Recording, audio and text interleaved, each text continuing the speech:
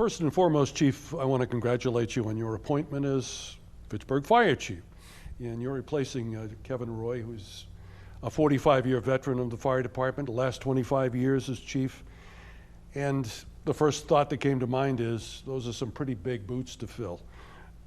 What's your reaction to what you have ahead of you? Yes, obviously trying to step into the same role as someone like Kevin Roy, who is well known throughout the entire city. You know, a 45-year distinguished career, the last 25 years as chief. Quite large shoes to fill, I think, is putting it mildly.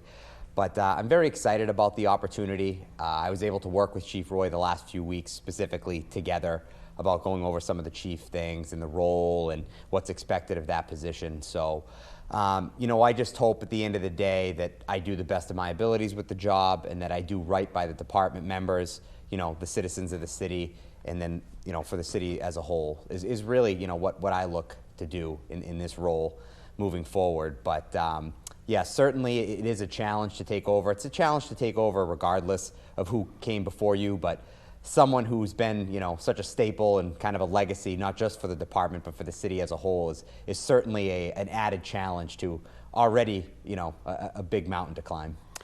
Yeah, you're a local guy, a graduate of St. Bernard's, Fitchburg State University, so you know the city pretty well. But what inspired you to pursue a career in firefighting? Yeah, so I'm a born and raised city of Fitchburg. Went to elementary school, St. Anthony's, St. Bernard's High School graduate, like you said, Fitchburg State for both undergrad and grad school. You know, when I was young, I think like any young person, you go to the fire station, your parents take you, you see the big trucks, you see all the gear, you see all the equipment. I think that kind of sticks with you. And then as I got a little bit older, you get into those years through high school, you're trying to figure out what you want to do with the rest of your life. And I looked at a lot of different areas and potential career choices, and there's always something about serving your community and giving back and being, you know, being a part of that community moving forward, and just being a civil servant, something selfless about it that I thought kind of fit my personality and what, you know, brought you happiness and joy at the end of the day. You want to do something that you enjoy. You want to say that you appreciate your work and that you wake up every morning and you're excited to go to work and that you think that it has purpose and it has meaning. And I just thought that that particular role and that particular career choice was something that fit well for what I wanted to do. And then I think for me personally, kind of combining it with some of my educational background and, you know, using some of the finance skills and things like that to kind of bridge this gap between what firefighting was for decades on end and kind of the movement forward. So I thought that I could, you know, potentially fit in that role very well.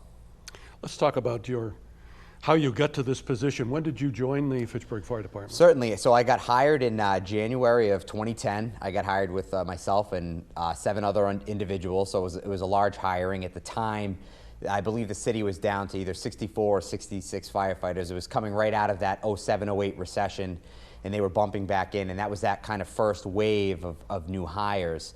So I joined with that group. I made lieutenant in 2013. I made captain in 2014. I was promoted to deputy chief in 2018.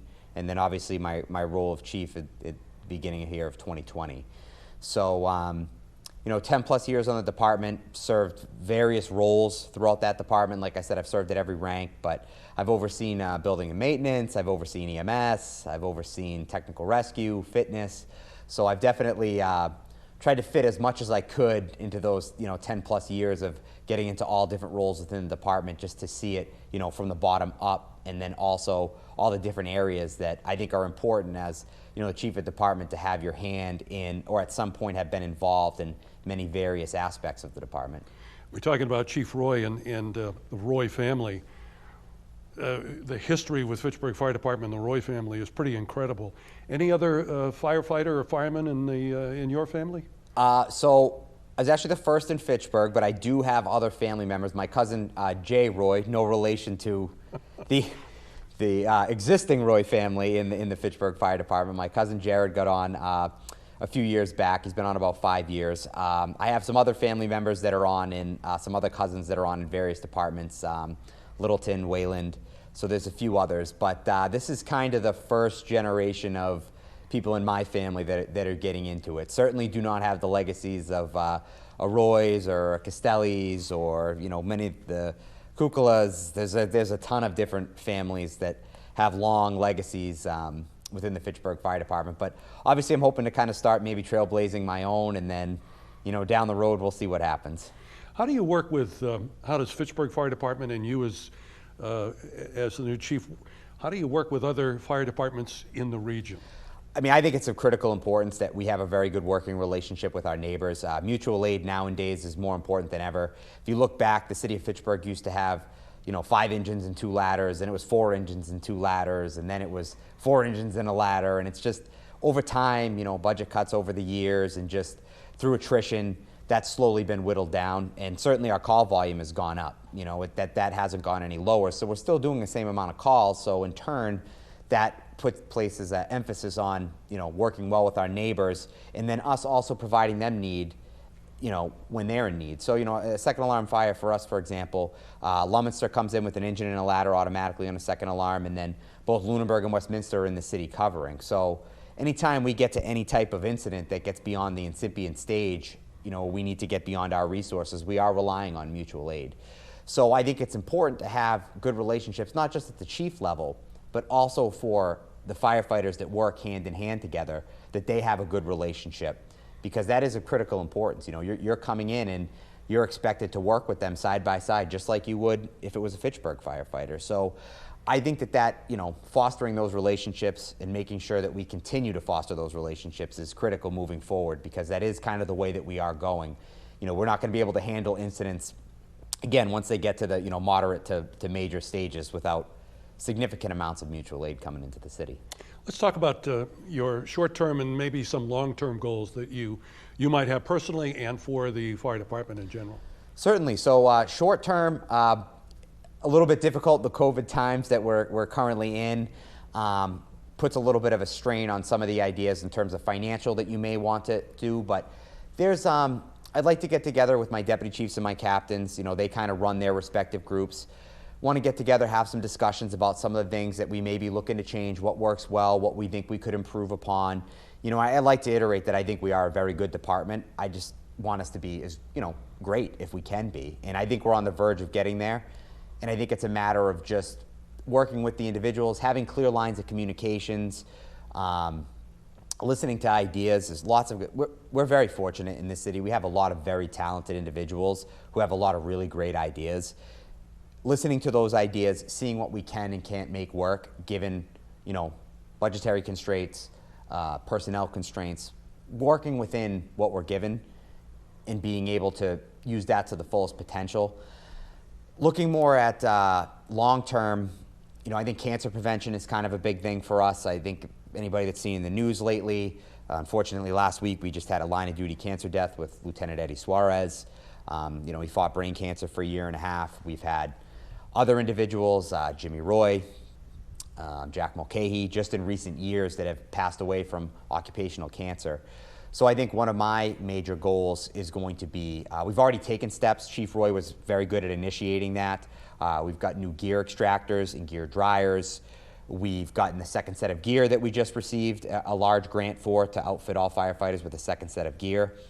These are all great steps. Now I think it's just us taking that to a new level, because I certainly don't want to have what's happened over the past 5 to 6 years have to happen to another member while I'm here, at least to the best that we can help it. Our job is inherently dangerous. There are inherent risks that we understand that when we take this job are potential possibilities for us, but being able to change and shape how we handle certain aspects of those risks, I think is critical, and cancer prevention being one of them. And that was one of the topics I wanted to get into. Yep. And I think probably when people hear that, they go, oh yeah, that makes sense.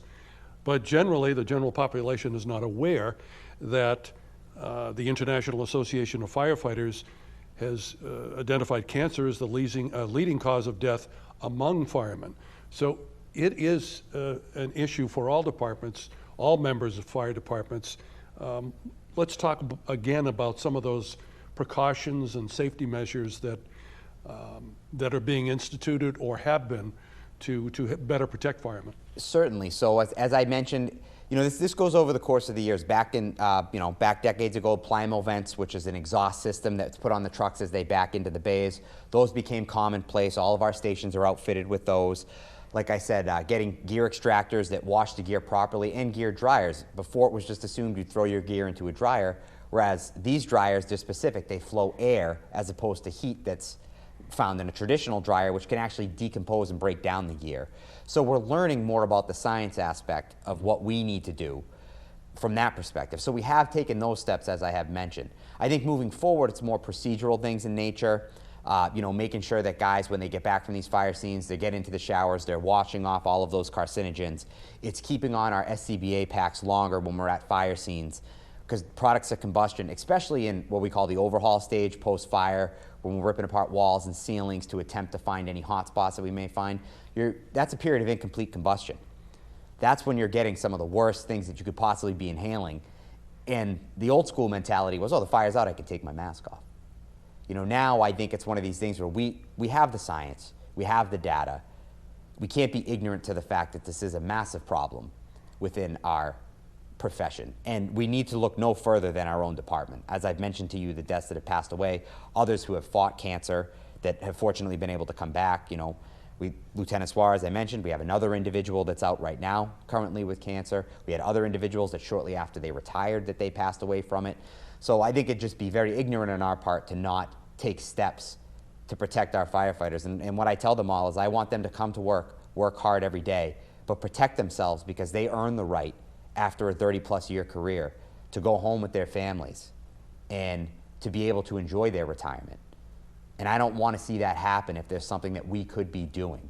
So moving forward, I'd like to get a committee together, some people that are knowledgeable in the field, that someone like Captain P.J. Roy, who does a lot of stuff for the Massachusetts Fire Academy. He teaches all over the state about cancer prevention. Really getting together, looking at our policies and procedures and seeing what we can change on top of what we've already done to really hit home how important it is to be taking these necessary steps. And is that something you may work with other departments on as well? Certainly. I think that there's a lot of departments out there with a lot of great ideas and things that they've done to combat. So I think it's researching what other departments have done. Will that work here? Because sometimes what one department does necessarily may not work, but you can adapt it, you can evolve it, or you can just take it straight as it is and bring it into your department and say, we need to make these changes. But I think that it's been made painfully obvious to us that this is something that we are going to have to deal with, and that it's not something that's simply going to go away, or it happened to one person, or it happened here. It's a trend now, and it's undeniable for us. And again, we have to look no further than our own borders to see that it is a massive problem. Well, Chief, we want to congratulate you on your appointment. Best wishes for a long and successful career. It's great talking with you, and you're certainly welcome anytime here at FATV for anything that you need that we may be able to provide you with. Well, I appreciate you guys taking the time out, letting me come and speak a little bit, kind of introduce myself to the citizens, and I'm very excited, I'm very proud, very humbled to have this position moving forward. And of course, anything that you or if any of the citizens have any questions or concerns, please feel free to reach out to me, and just hope for the best.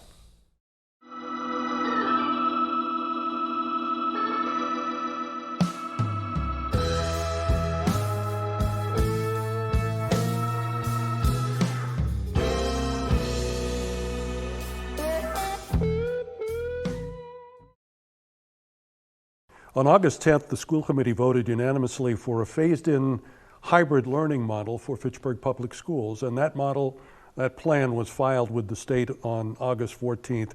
Well, Superintendent Jokela, I think we have to begin because I know the hybrid model has a lot of moving parts and variations. What does that mean for parents and students, specifically in Fitchburg Public Schools? Okay, so first, thanks. Let me just clarify the hybrid model in Fitchburg, which is really a combination of a remote learning start that transitions into a hybrid model. So we had to file a plan with the Commonwealth Department of Education. Every school district in the Commonwealth did.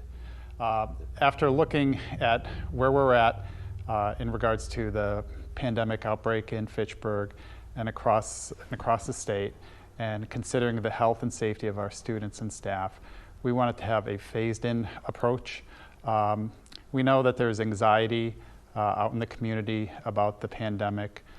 We have been trying to communicate the positive test rates in Fitchburg. According to the latest state statistics monitoring from Department of Public Health, Fitchburg is in green. We're under 5% threshold as recommended by the World Health Organization, where Fitchburg is at 2%.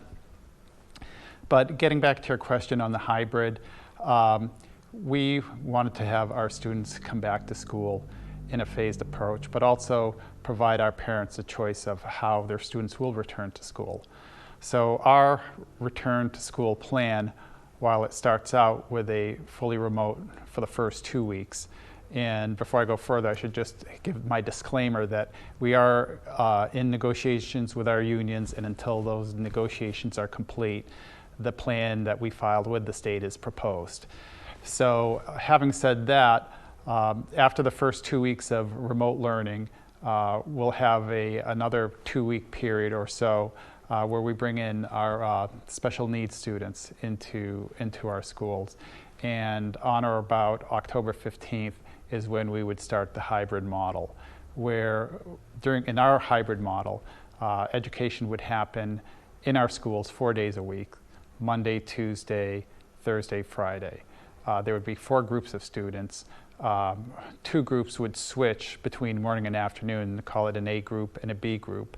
The A group would come to school Monday and Tuesday mornings, and on Monday and Tuesday, the B group would be learning remotely on those afternoons. And then Thursday and Friday, the B group would come to school on Thursday and Friday mornings. A group would be remote those 2 days. The special needs students, or high needs students, would be classified as our C group.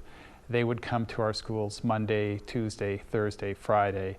And then lastly, we've been offering and we're required to offer a remote-only model.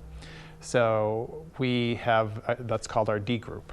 So they would be learning remotely Monday, Tuesday, Thursday, Friday, and on Wednesdays, teachers would be meeting as a group to provide lesson plans for the next few days or weeks. So responsibility for parents here. They have to choose what option they want their child or children to be a part of. Yeah. You're still waiting for that feedback? So too? right now we're in the process of we have sent out the request to parents which option they want to start with. So those results are coming in, and roughly it's 50-50 in terms of hybrid and remote learning. And parents do have the option to change from one mode to another. So if they started out remote, they want to go hybrid, they have that option. They start out hybrid, they want to go remote, they have that option. How did this model come about? I mean, all of this major challenge that you had to undertake, the administration had to undertake, when you came down to it and kind of molded this plan together, what were some of the resources that you used to get to that point? Yeah, I think the resources or the information that we used were, talking with our principals, and their school leadership teams who know the students the best. We knew that returning in a full in-person model was going to be a challenge, and observing the 6 feet of social distancing, and logistically, it would be nearly impossible. So looking at the various hybrid models, we wanted to make sure we saw our students every week. Originally we proposed 2 options as we were going through this journey or this conversation to the school committee. One option was the option I just shared with you. The other option was to have students alternate by weeks. So the A group would have come to school, the first week, Monday, Tuesday, Thursday, Friday. Then the second week, the B group would have come to school. The challenge with that model would have been that there would have been, nearly 9 days for us not having these students in classes. So we felt that was too long a time period. We looked at what other districts were doing in terms of options, and there are several different types of hybrid options. we happened to, I guess, narrow it down to 2 and select the one that we felt was right for Fitchburg and our students. Now, I know you said there's still negotiations going on with unions, but if we jump ahead of that and just look at the plan itself, when does the school year begin, including professional development for the teachers?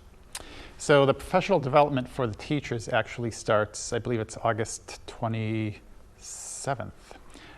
So the new school calendar in Massachusetts, the first 10 days of school are now for teachers, for professional development, whether it be remote learning or hybrid learning models, and also for the health and safety training.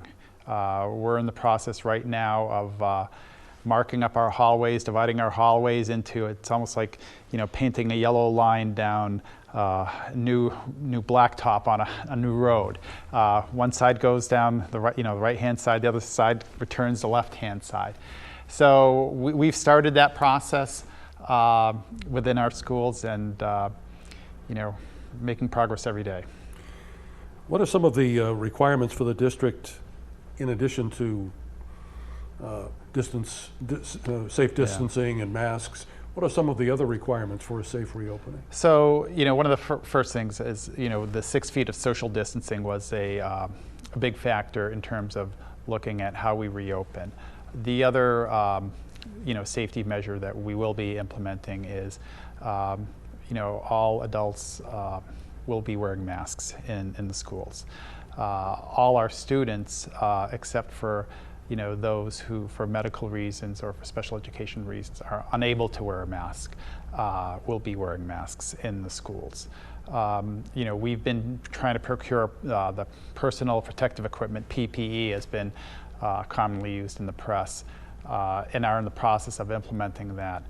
We've received one load of 3,000 pounds of hand sanitizer that will be distributed throughout all our schools and classrooms.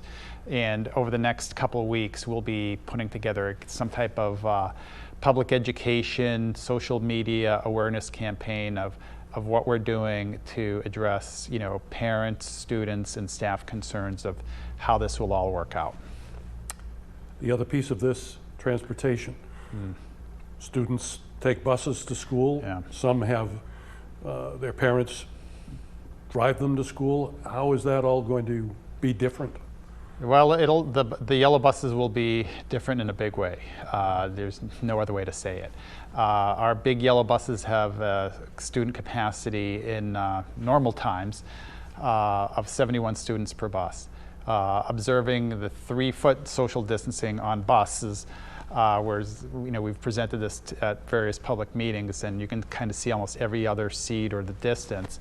The capacity gets reduced to about 21 students per bus out of 70 students. But siblings of those 21 students can also ride on the bus, so the numbers might be a little bit higher. We're in the process of working out how the bus runs will work with, potentially, modified schedules of each of our schools as well. On our special education transportation, our current provider provides vans, so the capacity in those vans would be 4 students along with a bus monitor and the van driver. So it's a change. It's a change for sure, and that's one of the big logistical considerations that for Fitchburg we have to take into serious consideration and review. And all of this costs money. Right. Where is the funding needed for school reopening and all the changes that are going to occur coming from? Yeah. So there are, in addition to our normal funding, which is our Chapter 70 funding, which the legislature has come out and said that they will fund the Chapter 70 portion at last year's levels, which was a big boost because, earlier in the spring when no one knew what anything was going to look like, the predictions were much worse. So having that be level funded was a big plus. The state and the federal government have come out with 2 grants. One is the Coronavirus Relief Fund grant, where we receive $225 per student. So it's a little over $1.2 million that we can use for additional costs. That can include busing, it can include cleaning supplies, it can include PPE, it can include masks, technology. Our goal this year is to have students have one-to-one technology and access to technology. There's also an ESSER grant that has funding available, and that I think is around $2 million as well. But again, the Coronavirus Relief Fund Act is very specific to pandemic-related costs, let's say, and the other one, there's a little bit more leeway and flexibility in terms of the time that it's allowed to be used. That money can be stretched out until next September. But for all intents and purposes, it's the same purpose. And what can you say about fall sports? What's the plan there? Yeah, so the MIAA and Department of Ed just released guidance last night about the sports that can be allowed in the fall. School committees across the Commonwealth will be voting, whether they're starting in remote hybrid or full, if they will be following the schedule that MIA puts out. So we just received the information, we're digesting it, and we'll be announcing more shortly. As far as more information goes, I know there was discussion about a COVID-19 handbook. Mm-hmm. So let's talk about the status of the handbook. Yeah. And also how folks where they go for more information. Yeah, so we're putting together that handbook right now, and really that handbook is based on guidance that was released from the Department of Ed in terms of either if a staff or a student is exhibiting symptoms. Things included are we're required to have isolation rooms at each school for our students if they're exhibiting symptoms. And actually there will be newly released guidance, clarification guidance of that coming out within the next couple of days. So that guidebook hasn't gone public to the community yet. That's more of an internal COVID document, and I guess as I'm describing it, it really is a living, breathing document because it is evolving based on current scientific and medical advice from experts. Well, I know that speaking of evolving, this is still an evolving plan. As you said, you're still talking with unions, so we look forward to continued updates. Of course, we make ourselves available to you for that, and appreciate your time today. Thank you.